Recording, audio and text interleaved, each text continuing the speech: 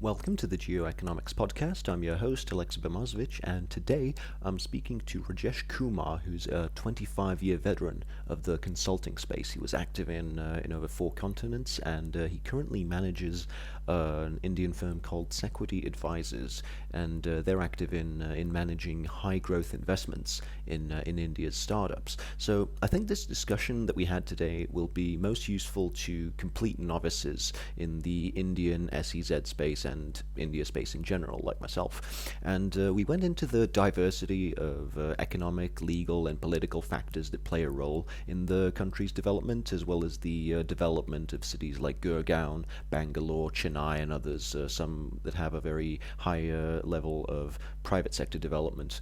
And it's a great first step into the subcontinent, and I hope to have more forays into this fascinating topic. Without further ado, here's a conversation with Rajesh Kumar. Here I am with Rajesh Kumar. Rajesh, how are you doing today? Hey, I'm doing okay. So far so good in terms of the current COVID turmoil. Uh, Looking and watching to see how it unfolds. I'm How very about you? curious. I'm doing quite well, thank you. I'm very curious to see how the COVID situation has taken place in India. I mean, we've seen that it's been a very challenging period for India, particularly with the very strict lockdowns and policy that's been changing on an almost weekly basis. Yourself, you're active in the SPAN SEZ in Karnataka. So I'd like to hear more about how the SEZ space in India has been responding to COVID, particularly. It's just not the SEZ. I think a lot of different industries and infrastructure and institutions have had to face similar challenges. I think, when back in March, when we implemented the first lockdown, basically some of the rules of coordination were not very clear because typically the central government comes up with these national lockdown policies, and each state government has to implement it. So I think one of the challenges has been in the interpretation by each state government around how to implement those policies. So from a day-to-day perspective, I think for the first 1 month, everybody was pretty much locked at home because most of the transportation was off. They had canceled all public transportation. There were very strict orders for workplace, how the workplace should function, and because there wasn't a lot of preparedness, I think the first 1 month was really a challenge. I think in our case, given our SEZ is in the ITES space, which is the information technology enabled space, services space, a lot of us actually already had a remote working infrastructure. But for people who didn't have that, I think that probably impacted them quite a bit because I think the production setup and facilities were not running. In the first 1 month, even there was a lack of clarity around which were the essential sectors which could run versus which were non-essential. Even in the essential sectors, how to handle proximity of workers, etc., was not very clear. Transportation was a challenge. So after the first 1 month, after the first lockdown, I think the government realized some of those challenges and then started working on that. I think from April onwards, gradually they started opening up. But one of the biggest challenges, I think, which as a consumer, which as a citizen we faced is because each state is a territory, the coordination around supply chain definitely impacted us.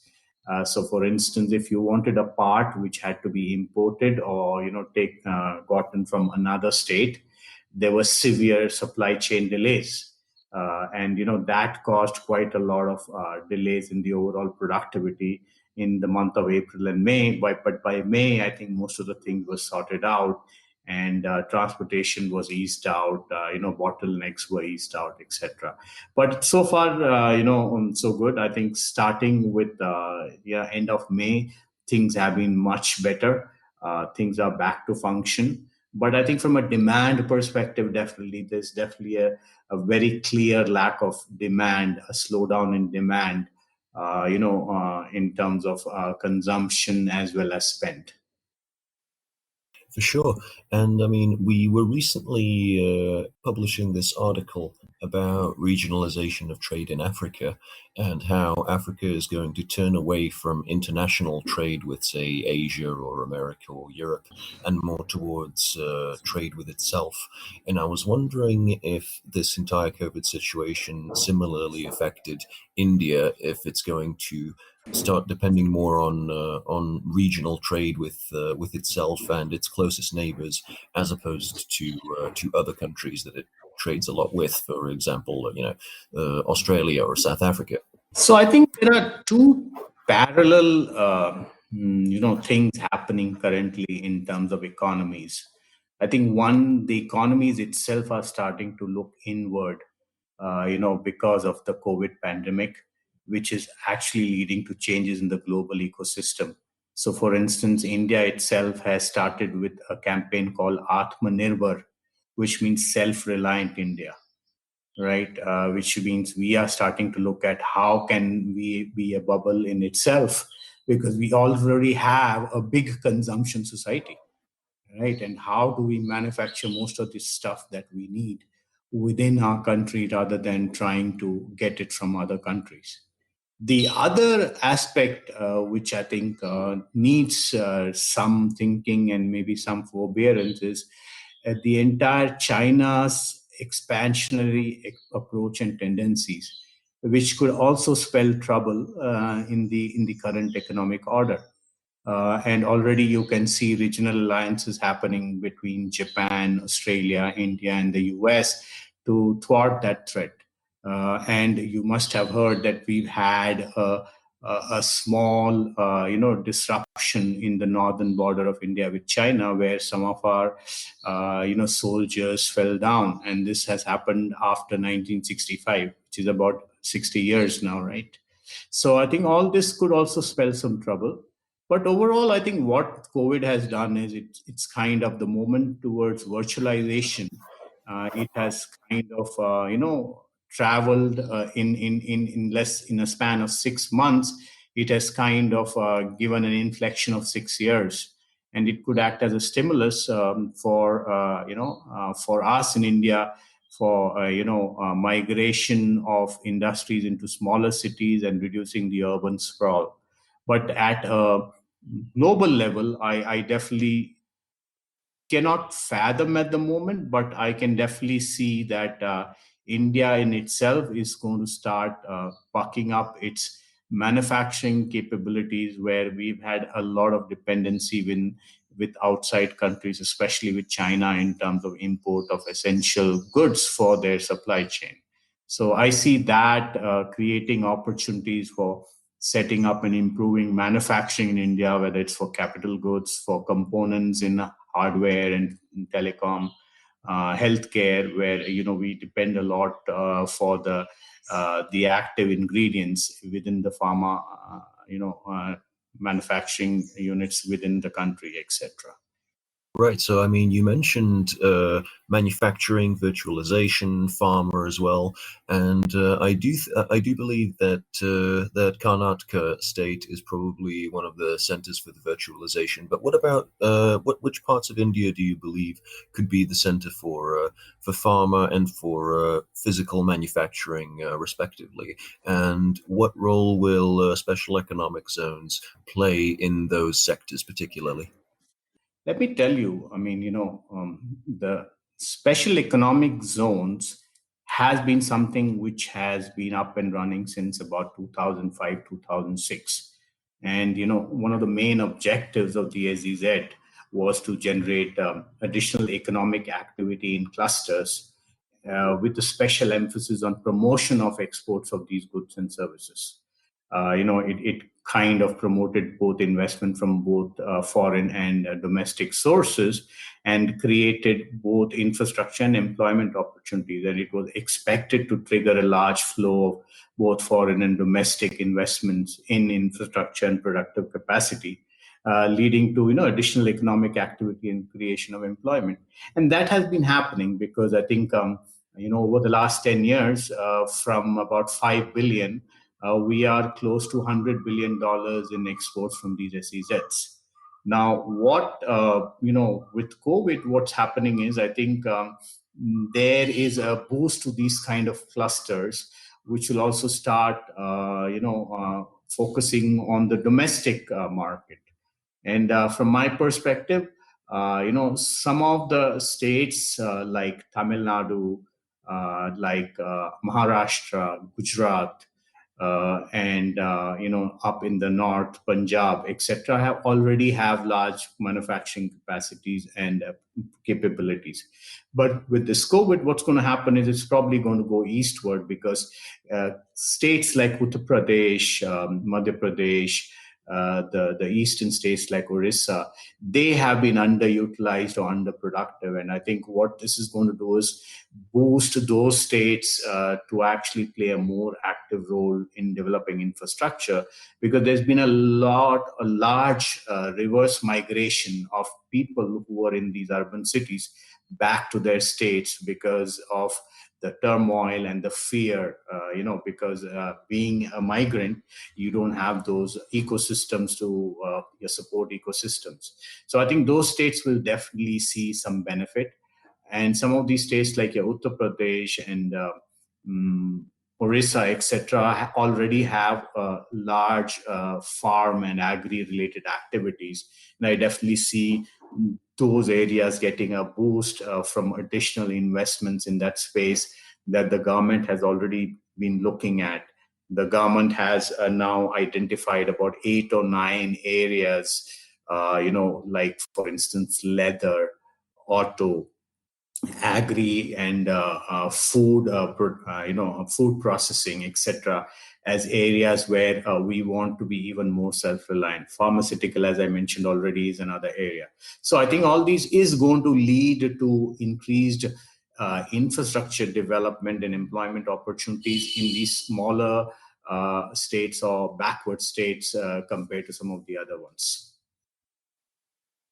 So what you mentioned sounds to me a lot like India's SEZ policy is not trying to create, the Dubai of India or the next big thing, but it's supposed to be a distributed sort of series of small zones that advance local communities and allow people to have a stable source of income and allow for regionalization of various services, be it digital, pharma, manufacturing, whatever the regional strength seems to be. And what you just mentioned about reverse migration back to the different states. So you mentioned some of the eastern states, smaller ones. This movement also has to do with regionalization. So I was wondering about the investment that you mentioned would be going into industry in India. What's sort of the largest source of investment into India currently, and how do you see that changing, if at all? So, from my perspective, there is enough anecdotal evidence around industries such as your maybe shoe manufacturing, hardware, related manufacturing, pharma related manufacturing, etc., moving out of China in a big wave. And I think India is competing with, say, countries like Vietnam, with Malaysia, with Thailand for these investors and these existing, companies to move into their respective countries and states. So India definitely, what it is doing at the moment is trying to position itself as an alternative, because, as you know, we are a democracy. It's been a stable political regime, even though there may be certain things from a business perspective which we may have to improve on. And I think the Indian government is rolling up its sleeves to make sure that the efficiencies on setting up business and operating it is even made more easier. In fact, in the business index rankings, we have been improving our rankings quite drastically over the last few years. And so, companies looking to move or new investments coming in, I definitely am hopeful that some of that will come to India eventually. And our government is going to be, rolling out the red carpet, both in terms of incentives and in terms of operational support and infrastructure support. Certainly, and I was going to ask, which would you say are the fields in which India has the most space to improve as far as ease of doing business goes? From an ease of doing business, I think, investors don't like change. So in the last few years, there have been instances where there have been retroactive or a retro change in terms of tax implementation or interpretation. I don't know whether you've heard about it, but I think Vodafone, had a big issue, with some of these changes in the last few years. There have been other instances where, some of this retroactive change in laws has created some instability in the minds of investors. So I think India is now working on that to make sure that the investors understand that, this is not going to happen going forward. The second thing is around how the state governments, because the state governments are the ones who actually give the land, approval from their land bank, and there are certain clearances needed at the state level. So some of the state level coordination and has not been all that great in terms of managing these single window clearances. So that is being improved. The third area which is improving is road and ports, etc., and that's already been in the works for the last 2 years. To quote a point, we used to make around 4 kilometers of national highway roads per day, and that has gone to about 9 kilometers per day over the last 5 years. So you can see that there's a pace of change in terms of infrastructure, setup is increasing. The some of the other things I can think about is electricity generation and stability and continuity of electricity has been a problem. But I think even there, with solar power, with nuclear power, etc., I think we are filling that gap in terms of making sure that that is not a problem. So these are some of the things that I think the government is doing in terms of simplification of compliance procedures and documentation, as well as coordinated approvals for single window clearance, along with the infrastructure upgrade which is happening. I mean, that you mentioned infrastructure immediately made me think about completely new infrastructure projects and cities that sprang up in India, particularly Gurgaon and Lavasa are the two that come to mind, which are sort of designed, privately developed cities. So I was wondering if you know anything about the development of these cities in India, and whether or not you see a future for that sort of business model of highly privately developed, high technology areas with the idea of attracting business. Do you see a future in that?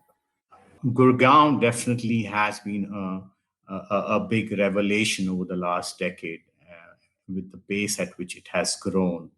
But I also believe, along with these newer cities, there is a lot of existing small tier cities and towns which probably could be used to leapfrog them to the next tier. I mean, there are cities like Mysore, Coimbatore, Lucknow, Jaipur, etc., which are existing cities, but they are generally called tier 2 or tier 3 cities because of the cost of living, the infrastructure, etc., etc., and the lack of the capabilities in terms of skill sets.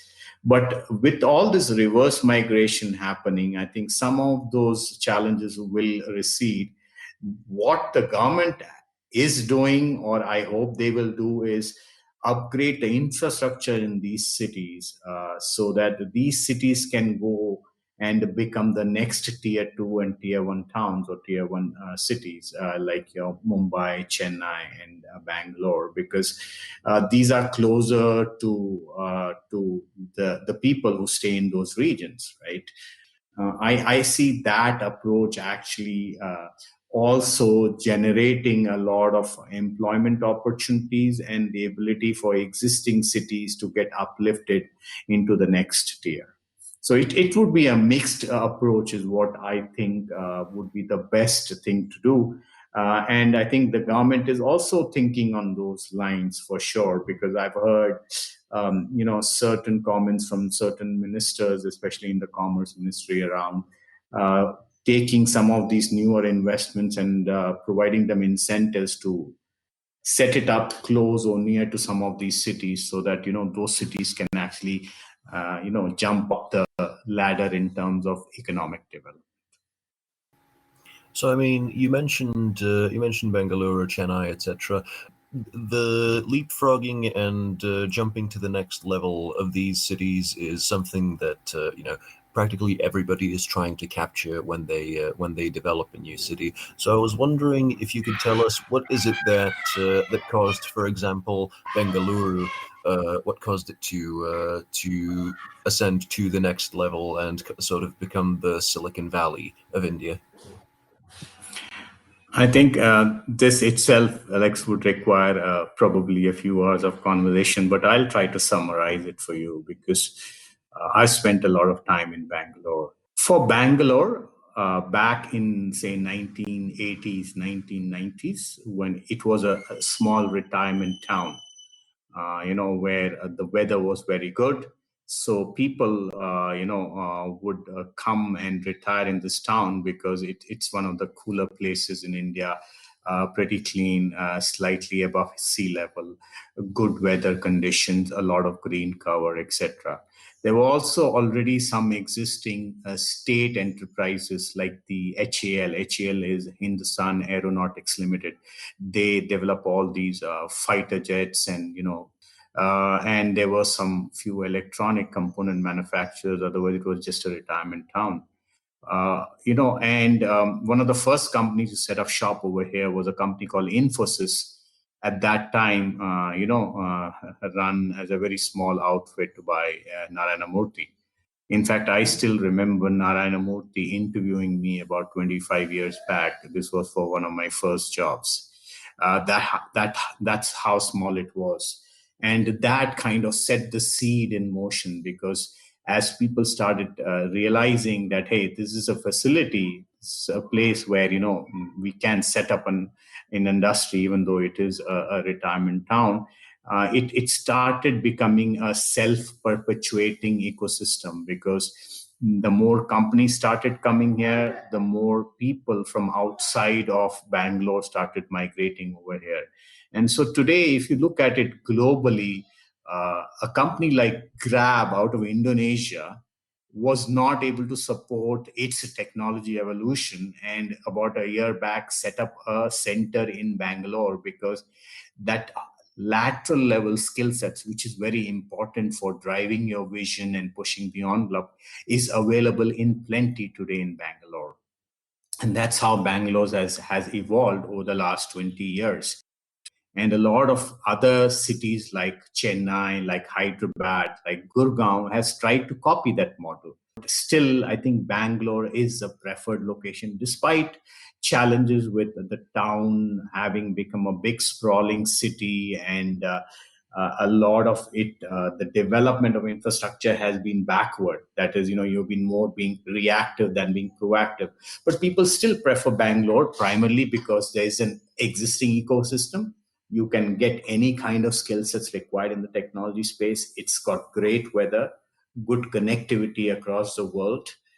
So these have helped, and I think a lot of cities have grown up copying that model. I mean, I can tell you, whether you look at a Pune in Maharashtra, or Gurgaon in the northern region near Delhi, or Hyderabad, they've all tried to copy Bangalore and see how they could grow in that space, especially in the IT and IT-enabled sector.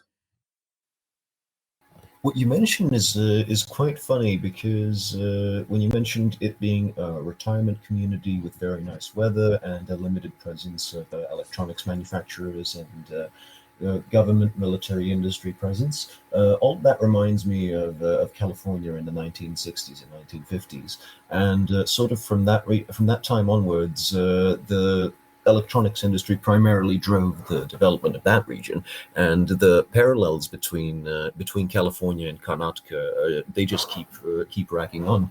And what I imagine is the situation in Bangalore, and you can correct me if I'm not right about this, but that it's also the capital of the Indian venture capital industry as well.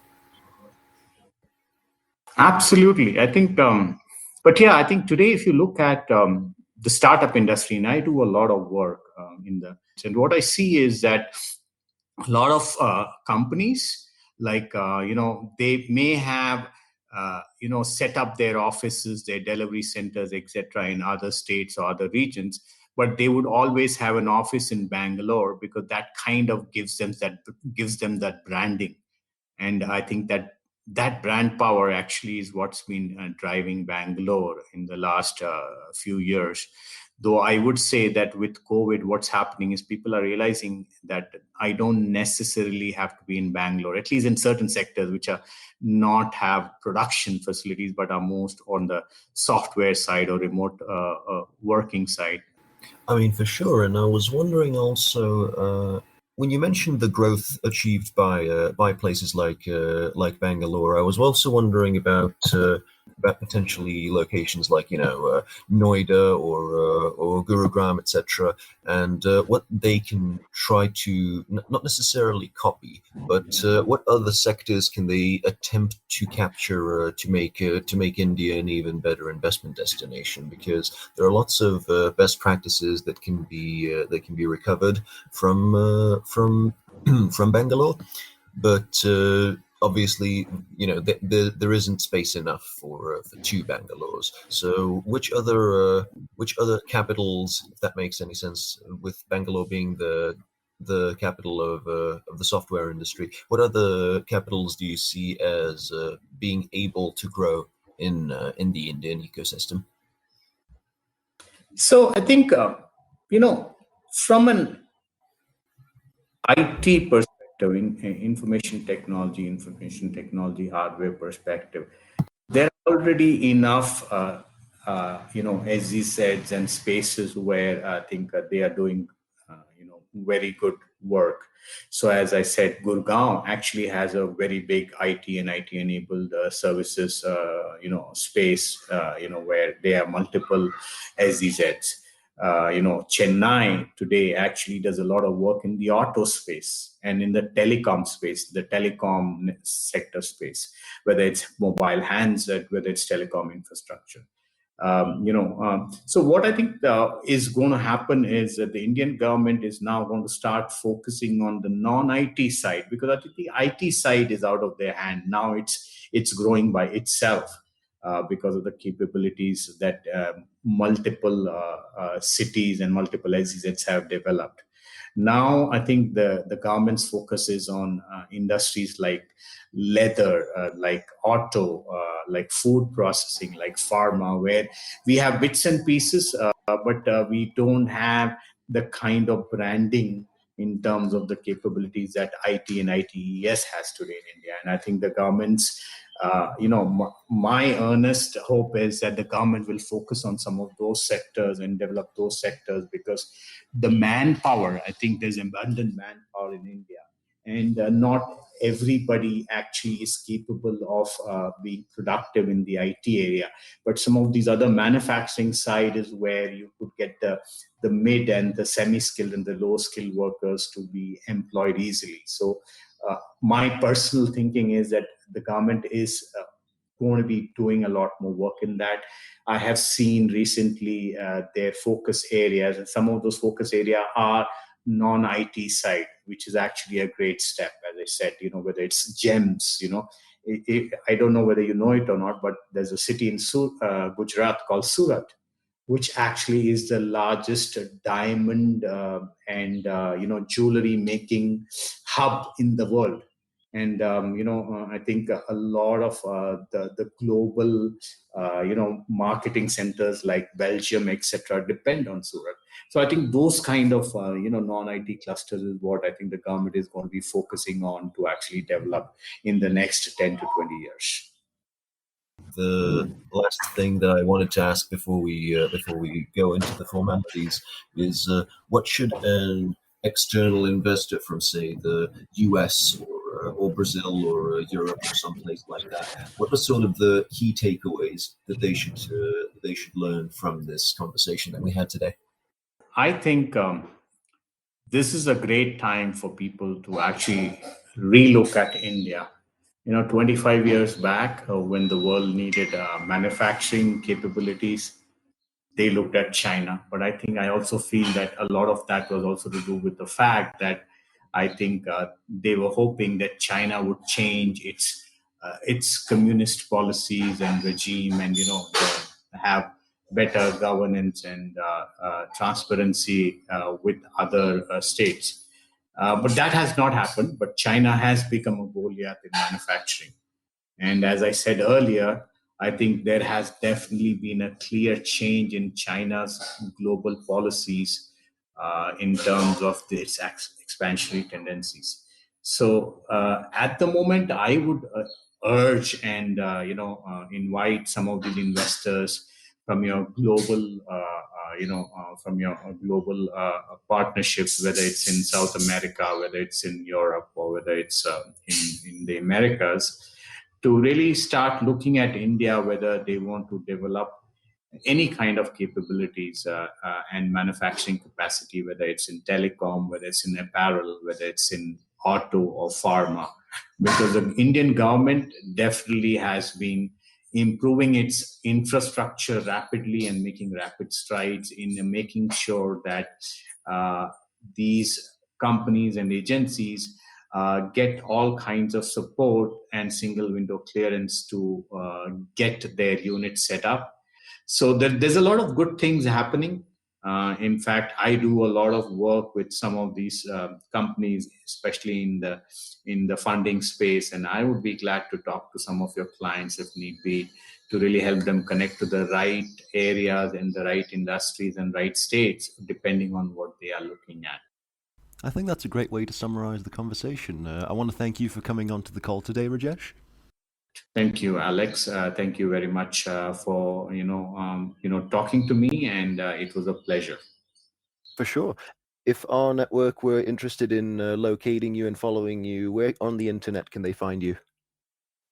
So they can find me. I have a website for my startup area called sequityadvisors.com. It's sequitiyadvisors.com. Or I can also be reached out at rkumar02@gmail.com. Thank you for the information, Rajesh. We'll be sure to have it in the description box below. And now to our listeners, I want to thank you for taking the time to listen to the Geoeconomics podcast today. If you like our content, then please subscribe on YouTube or wherever you get your podcasts, like Stitcher, Castbox, or wherever. Do be sure to follow us on our social medias. On Twitter, we're at GeoeconomicsPod. On Instagram, we're at Adrianople Group. And we want to thank you again for your time and hope to see you on the next one.